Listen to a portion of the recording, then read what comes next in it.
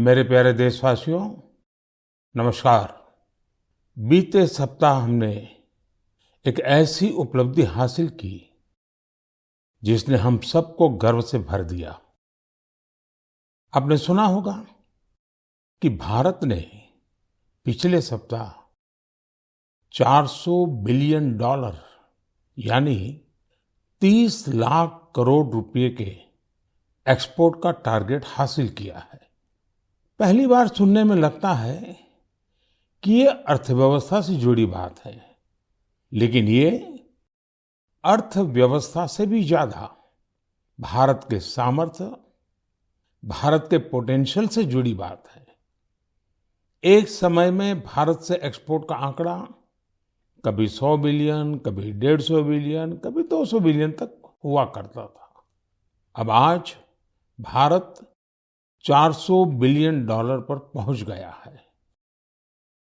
इसका एक मतलब ये कि दुनिया भर में भारत में बनी चीजों की डिमांड बढ़ रही है। दूसरा मतलब ये कि भारत की सप्लाई चेन दिनों दिन और मजबूत हो रही है। और इसका एक बहुत बड़ा संदेश भी है। देश विराट कदम तब उठाता है जब सपनों से बड़े संकल्प होते हैं, जब संकल्पों के लिए दिन रात ईमानदारी से प्रयास होता है, तो वो संकल्प सिद्ध भी होते हैं। और आप देखिए, किसी व्यक्ति के जीवन में भी तो ऐसा ही होता है। जब किसी के संकल्प, उसके प्रयास, उसके सपनों से भी बड़े हो जाते हैं, तो सफलता उसके पास खुद चल करके आती है। साथियों, देश के कोने कोने से नए नए प्रोडक्ट जब विदेश जा रहे हैं, असम के हैलाकांडी के लेदर प्रोडक्ट हो या उस्मानाबाद के हैंडलूम प्रोडक्ट, बीजापुर की फल सब्जियां हो और चंदौली का ब्लैक राइस, सबका एक्सपोर्ट बढ़ रहा है। अब आपको लद्दाख की विश्व प्रसिद्ध एप्रिकॉट दुबई में भी मिलेगी और सऊदी अरब में तमिलनाडु से भेजे गए केले मिलेंगे। और सबसे बड़ी बात ये कि नए नए प्रोडक्ट्स नए नए देशों को भेजे जा रहे हैं। जैसे हिमाचल, उत्तराखंड में पैदा हुए मिलेट्स, मोटे अनाज की पहली खेप डेनमार्क को निर्यात की गई। आंध्र प्रदेश के कृष्णा और चित्तूर जिले के बंगनपल्ली और सुवर्णरेखा आम दक्षिण कोरिया को निर्यात किए गए। त्रिपुरा से ताजा कटहल हवाई रास्ते से लंदन निर्यात किए गए। और तो और, पहली बार नागालैंड की राजा मिर्च को लंदन भेजा गया। इसी तरह भालिया गेहूं की पहली खेप गुजरात से केन्या और श्रीलंका निर्यात की गई। यानी अब आप दूसरे देशों में जाएंगे तो मेड इन इंडिया प्रोडक्ट्स पहले की तुलना में कहीं ज्यादा नजर आएंगे। साथियों, यह लिस्ट बहुत लंबी है और जितनी लंबी ये लिस्ट है, उतनी ही बड़ी मेक इन इंडिया की ताकत है, उतना ही विराट भारत का सामर्थ्य है।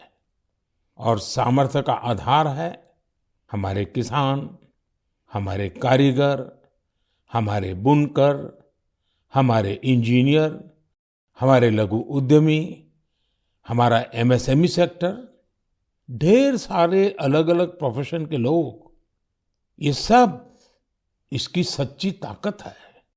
इनकी मेहनत से ही 400 बिलियन डॉलर के एक्सपोर्ट का लक्ष्य प्राप्त हो सका है।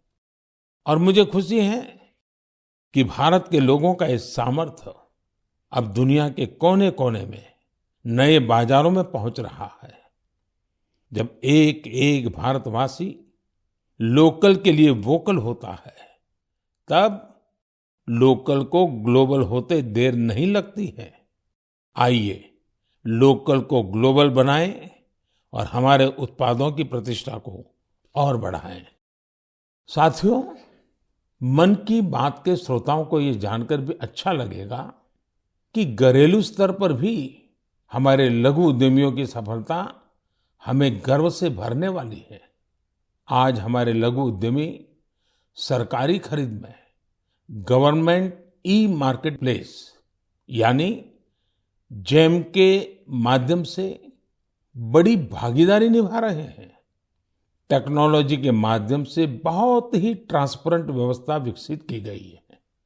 पिछले 1 साल में जेम पोर्टल के जरिए सरकार ने 1 लाख करोड़ रुपए से ज्यादा की चीजें खरीदी हैं। देश के कोने कोने से करीब करीब 1.25 लाख लघु उद्यमियों, छोटे दुकानदारों ने अपना सामान सरकार को सीधे बेचा है। एक जमाना था जब बड़ी कंपनियां ही सरकार को सामान बेच पाती थी, लेकिन अब देश बदल रहा है, पुरानी व्यवस्थाएं भी बदल रही है। अब छोटे से छोटा दुकानदार भी जेम पोर्टल पर सरकार को अपना सामान बेच सकता है। यही तो नया भारत है। ये न केवल बड़े सपने देखता है, बल्कि उस लक्ष्य तक पहुंचने का साहस भी दिखाता है जहां पहले कोई नहीं पहुंचा है। इसी साहस के दम पर हम सभी भारतीय मिलकर आत्मनिर्भर भारत का सपना भी जरूर पूरा करेंगे। मेरे प्यारे देशवासियों, हाल ही में हुए पद्म सम्मान समारोह में आपने बाबा शिवानंद जी को जरूर देखा होगा। 126 साल के बुजुर्ग की फुर्ती देखकर मेरी तरह हर कोई हैरान हो गया होगा। और मैंने देखा, पलक झपकते ही वो नंदी मुद्रा में प्रणाम करने लगे। मैंने भी बाबा शिवानंद जी को झुककर बार बार प्रणाम किया। 126 वर्ष की आयु और बाबा शिवानंद की फिटनेस दोनों आज देश में चर्चा का विषय है। मैंने सोशल मीडिया पर कई लोगों का कमेंट देखा कि बाबा शिवानंद अपनी उम्र से 4 गुना कम आयु से भी ज्यादा फिट है। वाकई बाबा शिवानंद का जीवन हम सभी को प्रेरित करने वाला है। मैं उनकी दीर्घ आयु की कामना करता हूं। उनमें योग के प्रति एक पैशन है और वे बहुत हेल्दी लाइफस्टाइल जीते हैं। जीवेम शरदः शतम। हमारी संस्कृति में सबको 100 वर्ष के स्वस्थ जीवन की शुभकामनाएं दी जाती हैं। हम 7 अप्रैल को विश्व स्वास्थ्य दिवस मनाएंगे। आज पूरे विश्व में हेल्थ को लेकर भारतीय चिंतन, चाहे वो योग हो या आयुर्वेद, इसके प्रति रुझान बढ़ता जा रहा है। अभी आपने देखा होगा कि पिछले ही सप्ताह कतर में एक योग कार्यक्रम का आयोजन किया गया। इसमें 114 देशों के नागरिकों ने हिस्सा लेकर एक नया वर्ल्ड रिकॉर्ड बना दिया। इसी तरह से आयुष इंडस्ट्री का बाजार भी लगातार बड़ा हो रहा है। 6 साल पहले आयुर्वेद से जुड़ी दवाइयों का बाजार 22,000 करोड़ रुपए के आसपास का था। आज आयुष मैन्युफैक्चरिंग इंडस्ट्री 1,40,000 करोड़ रुपए के आसपास पहुंच रही है। यानी इस क्षेत्र में संभावनाएं लगातार बढ़ रही हैं। स्टार्टअप वर्ल्ड में भी आयुष आकर्षण का विषय बनता जा रहा है। साथियों, हेल्थ सेक्टर के दूसरे स्टार्टअप्स पर तो मैं पहले भी कई बार बात कर चुका हूं, लेकिन इस बार आयुष स्टार्टअप्स पर आपसे विशेष तौर पर बात करूंगा। एक स्टार्टअप है कपिवा। इसके नाम में ही इसका मतलब छिपा है। इसमें क का मतलब है कफ, पी का मतलब है पित्त और वा का मतलब है वात। यह स्टार्टअप हमारी परंपराओं के मुताबिक हेल्दी ईटिंग हैबिट्स पर आधारित है। एक और स्टार्टअप निरोग स्ट्रीट भी है। आयुर्वेद हेल्थ केयर इकोसिस्टम में एक अनूठा कंसेप्ट है। इसका टेक्नोलॉजी ड्रिवन प्लेटफॉर्म दुनिया भर के आयुर्वेदा डॉक्टर्स को सीधे लोगों से जोड़ता है। 50,000 से अधिक प्रैक्टिशनर्स इससे जुड़े हुए हैं। इसी तरह आत्रे इनोवेशंस एक हेल्थ केयर टेक्नोलॉजी स्टार्टअप है जो होलिस्टिक वेलनेस के क्षेत्र में काम कर रहा है। इक्सोरियल ने न केवल अश्वगंधा के उपयोग को लेकर जागरूकता फैलाई है, बल्कि टॉप क्वालिटी प्रोडक्शन प्रोसेस पर भी बड़ी मात्रा में निवेश किया है। क्योरवेदा ने जड़ी बूटियों के आधुनिक शोध और पारंपरिक ज्ञान के संगम से होलिस्टिक लाइफ के लिए डाइटरी सप्लीमेंट्स का निर्माण किया है। साथियों, अभी तो मैंने कुछ ही नाम गिनाए हैं, ये लिस्ट बहुत लंबी है। ये भारत के युवा उद्यमियों और भारत में बन रही नई संभावनाओं का प्रतीक है। मेरा हेल्थ सेक्टर के स्टार्टअप्स और विशेषकर आयुष स्टार्टअप से एक आग्रह भी है। आप ऑनलाइन जो भी पोर्टल बनाते हैं, जो भी कंटेंट क्रिएट करते हैं, वो संयुक्त राष्ट्र द्वारा मान्यता प्राप्त सभी भाषाओं में भी बनाने का प्रयास करें। दुनिया में बहुत सारे ऐसे देश हैं जहां अंग्रेजी न इतनी बोली जाती है और ना ही इतनी समझी जाती है। ऐसे देशों को भी ध्यान में रखकर अपनी जानकारी का प्रचार प्रसार करें। मुझे विश्वास है भारत के आयुष स्टार्टअप्स बेहतर क्वालिटी के प्रोडक्ट्स के साथ जल्द ही दुनिया भर में छा जाएंगे। साथियों, स्वास्थ्य का सीधा संबंध स्वच्छता से भी जुड़ा है। मन की बात में हम हमेशा स्वच्छता के आग्रहियों के प्रयासों को जरूर बताते हैं। ऐसे ही एक स्वच्छाग्रही हैं चंद्रकिशोर पाटिल जी। ये महाराष्ट्र में नासिक में रहते हैं। चंद्रकिशोर जी का स्वच्छता को लेकर संकल्प बहुत गहरा है। वो गोदावरी नदी के पास खड़े रहते हैं और लोगों को लगातार नदी में कूड़ा कचरा न फेंकने के लिए प्रेरित करते हैं। उन्हें कोई ऐसा करता दिखता है तो तुरंत उसे मना करते हैं। इस काम में चंद्रकिशोर जी अपना काफी समय खर्च करते हैं। शाम तक उनके पास ऐसी चीजों का ढेर लग जाता है जो लोग नदी में फेंकने के लिए लाए होते हैं। चंद्रकिशोर जी का ये प्रयास जागरूकता भी बढ़ाता है और प्रेरणा भी देता है। इसी तरह एक और स्वच्छाग्रही हैं ओडिशा में पुरी के राहुल महाराणा। राहुल हर रविवार को सुबह सुबह पुरी में तीर्थ स्थलों के पास जाते हैं और वहां प्लास्टिक कचरा साफ करते हैं। वो अब तक सैकड़ों किलो प्लास्टिक कचरा और गंदगी साफ कर चुके हैं। पुरी के राहुल हो या नासिक के चंद्रकिशोर, ये हम सबको बहुत कुछ सिखाते हैं। नागरिक के तौर पर हम अपने कर्तव्यों को निभाएं, चाहे स्वच्छता हो, पोषण हो या फिर टीकाकरण। इन सारे प्रयासों से भी स्वस्थ रहने में मदद मिलती है। मेरे प्यारे देशवासियों, आइए बात करते हैं केरला के मुपट्टम श्री नारायणन जी की। उन्होंने एक प्रोजेक्ट की शुरुआत की है जिसका नाम है pots for water of life. आप जब इस प्रोजेक्ट के बारे में जानोगे तो सोचेंगे कि क्या कमाल का काम है। साथियों, मुपट्टम श्रीनारायण जी गर्मी के दौरान पशु पक्षियों को पानी की दिक्कत ना हो, इसके लिए मिट्टी के बर्तन बांटने का अभियान चला रहे हैं। गर्मियों में वो पशु पक्षियों की इस परेशानी को देखकर खुद भी परेशान हो उठते थे।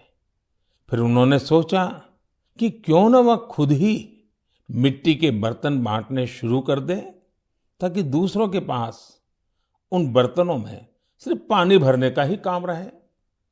आप हैरान रह जाएंगे कि नारायण जी द्वारा बांटे गए बर्तनों का आंकड़ा 1 लाख को पार करने जा रहा है।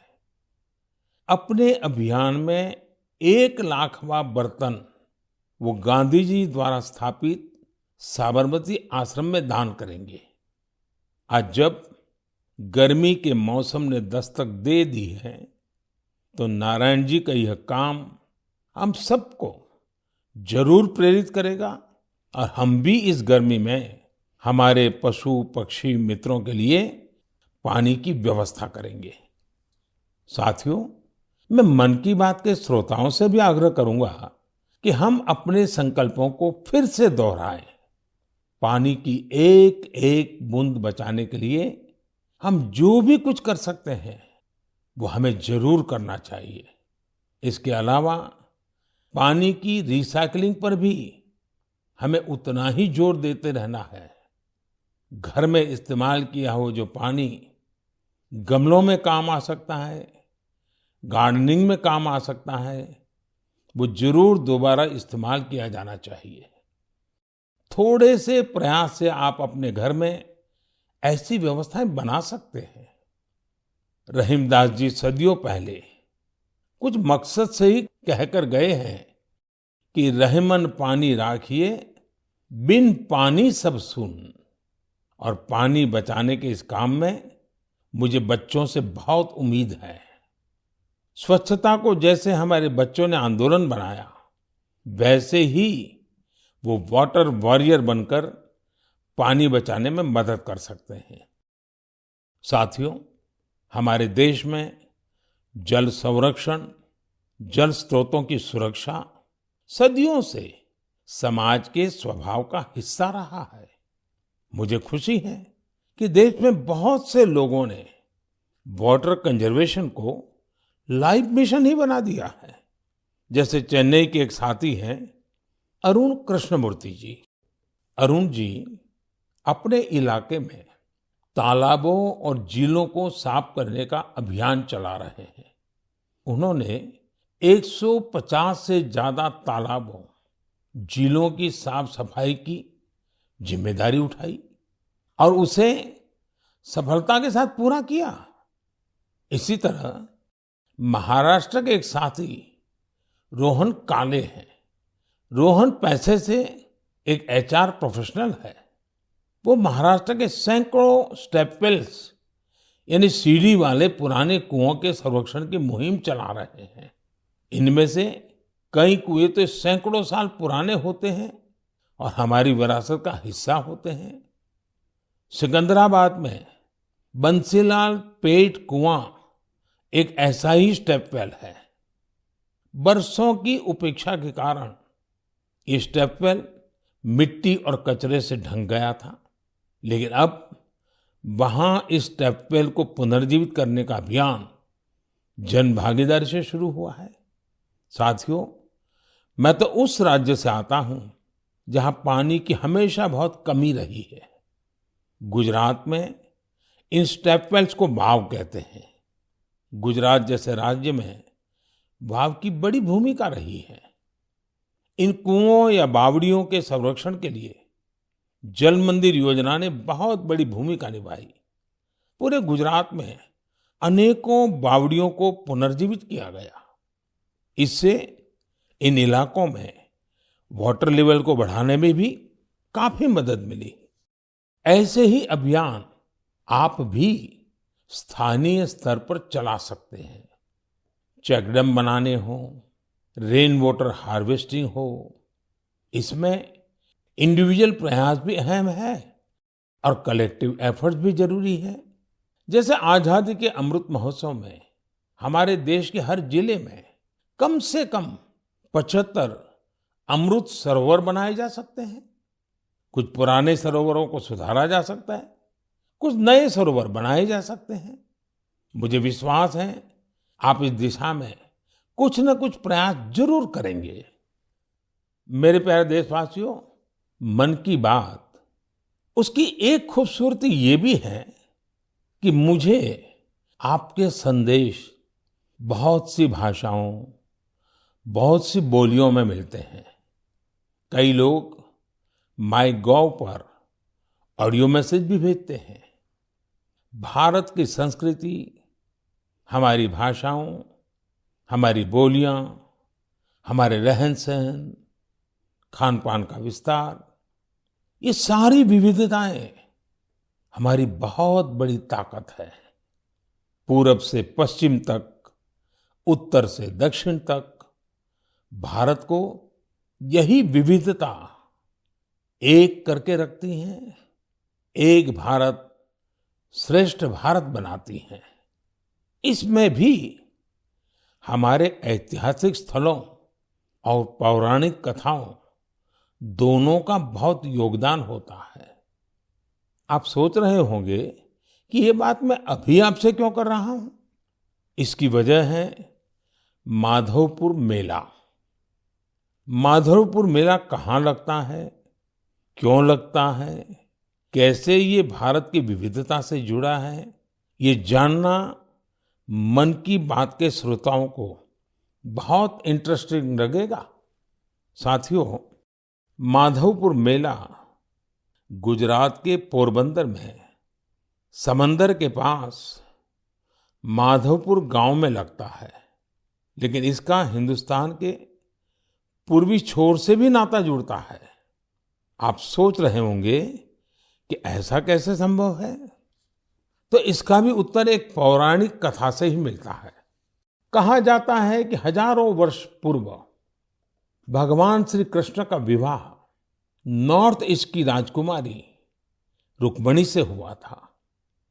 ये विवाह पोरबंदर के माधवपुर में संपन्न हुआ था और उसी विवाह के प्रतीक के रूप में आज भी वहां माधवपुर मेला लगता है। ईस्ट और वेस्ट का ये गहरा नाता हमारी धरोहर है। समय के साथ अब लोगों के प्रयास से माधवपुर मेले में नई नई चीजें भी जुड़ रही हैं। हमारे यहाँ कन्या पक्ष को घराती कहा जाता है और इस मेले में अब नॉर्थ ईस्ट से बहुत से घराती भी आने लगे हैं। एक सप्ताह तक चलने वाले माधवपुर मेले में नॉर्थ ईस्ट के सभी राज्यों के आर्टिस्ट पहुंचते हैं, हैंडीक्राफ्ट से जुड़े कलाकार पहुंचते हैं और इस मेले की रौनक को चार चांद लग जाते हैं। एक सप्ताह तक भारत के पूरब और पश्चिम की संस्कृतियों का ये मेल, ये माधवपुर मेला एक भारत श्रेष्ठ भारत की बहुत सुंदर मिसाल बना रहा है। मेरा आपसे आग्रह है, आप भी इस मेले के बारे में पढ़ें और जानें। मेरे प्यारे देशवासियों, देश में आजादी का अमृत महोत्सव अब जन भागीदारी की नई मिसाल बन रहा है।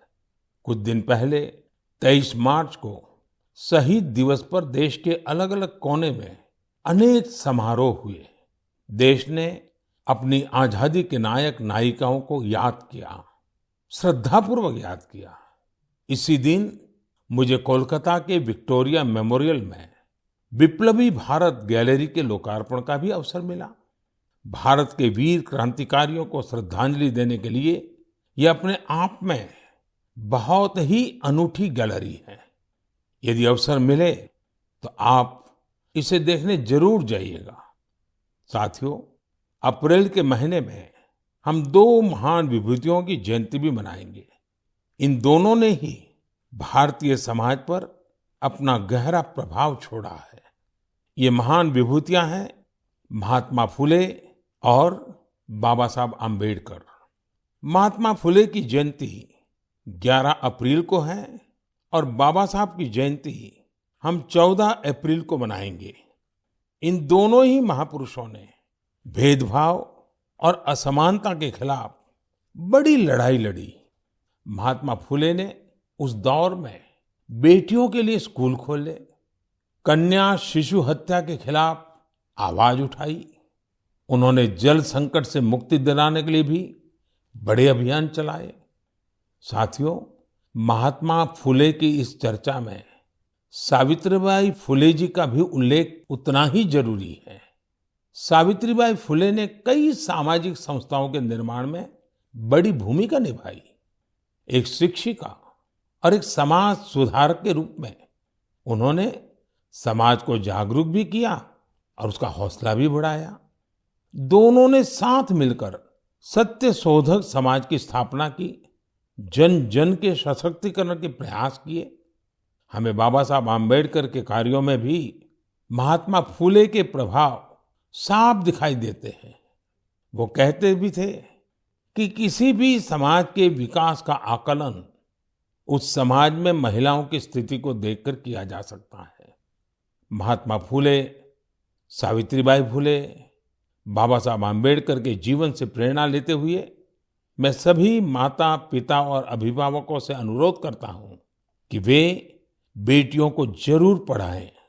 बेटियों का स्कूल में दाखिला बढ़ाने के लिए कुछ दिन पहले ही कन्या शिक्षा प्रवेश उत्सव भी शुरू किया गया है।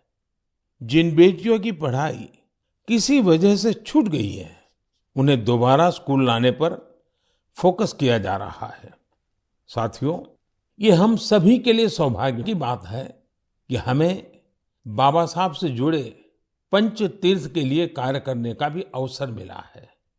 उनका जन्मस्थान महू हो, मुंबई में चैत्य भूमि हो, लंदन का उनका घर हो, नागपुर की दीक्षा भूमि हो या दिल्ली में बाबा साहब का महापरिनिर्वाण स्थल, मुझे सभी जगहों पर, सभी तीर्थों पर जाने का सौभाग्य मिला है। मैं मन की बात के श्रोताओं से आग्रह करूंगा कि वे महात्मा फुले, सावित्रीबाई फुले और बाबा साहब आम्बेडकर से जुड़ी जगहों के दर्शन करने जरूर जाएं। आपको वहां बहुत कुछ सीखने को मिलेगा। मेरे प्यारे देशवासियों, मन की बात में इस बार भी हमने अनेक विषयों पर बात की। अगले महीने बहुत से पर्व त्योहार आ रहे हैं। कुछ ही दिन बाद ही नवरात्र है। नवरात्र में हम व्रत, उपवास, शक्ति की साधना करते हैं, शक्ति की पूजा करते हैं। यानी हमारी परंपराएं हमें उल्लास भी सिखाती हैं और संयम भी। संयम और तप भी हमारे लिए पर्व ही है। इसलिए नवरात्र हमेशा से हम सभी के लिए बहुत विशेष रही है। नवरात्र के पहले ही दिन गुड़ी पड़वा का पर्व भी है।